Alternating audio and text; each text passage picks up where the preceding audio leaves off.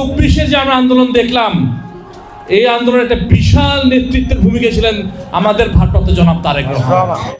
নগরীর ইপিজেড থানা বিএনপি ও 39 নম্বর ওয়ার্ড বিএনপির যৌথ উদ্যোগে বিএনপির স্থায়ী কমিটির সদস্য আমির খসরু মাহমুদ চৌধুরীর পক্ষে 23 জানুয়ারি ইপিজেড এলাকায় গরিব অসহায় শীতার্থ মানুষের মাঝে উপহার হিসেবে শীত বস্ত্র বিতরণ করা হয়েছে।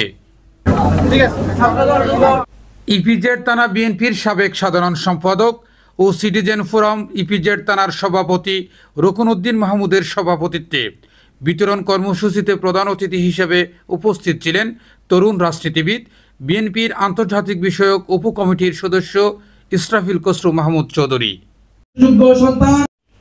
একটি দলের প্রধান কাজ জনগণের সাথে সম্পৃক্ত থাকা। অতীতে বিএনপি সাধারণ মানুষের পাশে ছিল, ভবিষ্যতও থাকবে। জাতির যে কোনো দুর্যোগ ক্রান্তি লগ্নে বিএনপি সাধারণ মানুষের পাশে ছিলেন।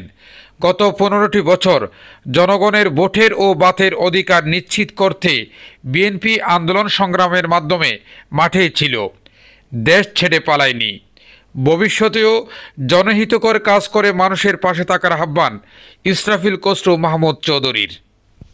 আমাদের মূল কাজ কিন্তু জনগণের সাথে সম্পৃক্ত হওয়া, কারণ একটি রাজনৈতিক দলের মূল শক্তি কোথায়? জনগণ।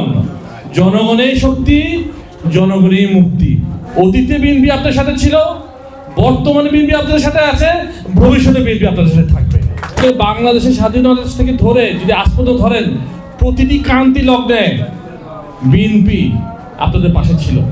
স্বাধীনতার ঘোষণা কে দিয়েছিলেন? শহীদ প্রেসিডেন্ট জিয়া রহমান। এরশাদ বিরোধী আন্দোলনের মূল নেত্রী কে ছিল? বেগম খালেদা জিয়া। ঐতিহাসিকভাবে প্রতিটি ক্রান্তিকালীন সময়ে বিএনপি কিন্তু জনগণের পাশে ছিল। বিএনপি একটা দল কখনো জনগণকে ছেড়ে পালিয়ে যায় নাই। পালিয়ে গেছে? পালায় নাই। কে পালাইছে? ফ্যাসিবাদী শেখ হাসিনা। গত 15টা বছর কিন্তু আমরা জনগণের জন্য আন্দোলন করেছি, কিন্তু জনগণের ভোটের ভাতের আন্দোলনে আমাকে বিএনপি করেছে। এই জনসম্পৃক্ত জনহিতকর কাজগুলা আমাদের ভবিষ্যতে কাজ করে যেতে হবে। ইপিজেড থানা বিএনপি ও 39 নম্বর ওয়ার্ড বিএনপি তার ভাতৃপ্রতিম সংগঠনের উদ্যোগে আগামী রমজান মাসে ইফতার ও সেহরি সামগ্রী বিতরণ করা হবে বলে জানান রুকনউদ্দিন মাহমুদ। একই সাথে আগামী নির্বাচনে দানের শীষ প্রতীক ও আমির খসরু মাহমুদ চৌধুরী পরিবারের জন্য দোয়াও চাইলেন তিনি। ইপিজেড থানা নেতৃবৃন্দ, ওয়ার্ড বিএনপি নেতৃবৃন্দ, বিভিন্ন অঙ্গ সংগঠনের নেতৃবৃন্দ, সবাইকে আমি আন্তরিকভাবে ধন্যবাদ জানাচ্ছি। প্রতি বছরে নিয়ে এই বছরও আমরা ইপিজেড থানা বিএনপি এবং 39 নম্বর ওয়ার্ড বিএনপির পক্ষ থেকে আমরা আপনাদের মাঝে শীত বস্ত্র বিতরণ করে যাচ্ছি। ইনশাল্লাহ আগামীতে রমজানের আগেও আপনাদের মাঝে আমরা ইফতার সামগ্রী, ইফতার এবং সেহরি সামগ্রী বিতরণ করব। দোয়া করবেন আপনার জন্য।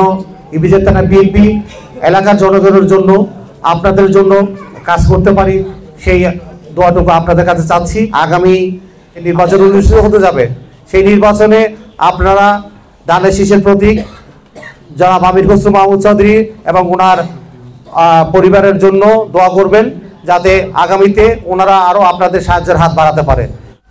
অনুষ্ঠানে বিশেষ অতিথি হিসেবে উপস্থিত ছিলেন মহানগর বিএনপির সাবেক জলবায়ু বিষয়ক সম্পাদক নুরুজ্জামান কন্ট্রাক্টর, ইপিজেড থানা বিএনপির সাবেক সহসভাপতি আব্দুল মান্নান, সাবেক সাংগঠনিক সম্পাদক ইমরান খান, ওয়ার্ড বিএনপির সাবেক সহসভাপতি জসিমউদ্দিন, যুগ্ম সম্পাদক জাহাঙ্গীর আলম ও আব্বাস আলী। আপনারা দেখবেন এইখানে আমাদের নাম ভেঙিয়ে বিএনপি করে বলে অনেকগুলি অনেক দুষ্কৃতি করছে, চাঁদাবাজি করছে। এইগুলি কিন্তু আমাদের লোক নয়। আমাদের লোক যদি বলে আপনারা এটা ধরে প্রশাসনের হাতে তুলে দেন। বিগত সরকারের পট পরিবর্তনের পর দলের নাম ভাঙিয়ে অনেকে চাঁদাবাজি করছেন।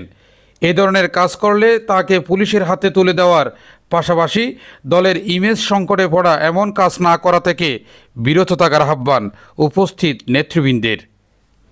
আমাদের অত্র এলাকায় যেন এই আমাদের দলের ইমেজ ক্ষুণ্ণ হয়, দলের সুনাম ক্ষুণ্ণ হয়, ওই ধরনের কোনো কার্যকলাপের সাথে যেন আমরা জড়িত না হই।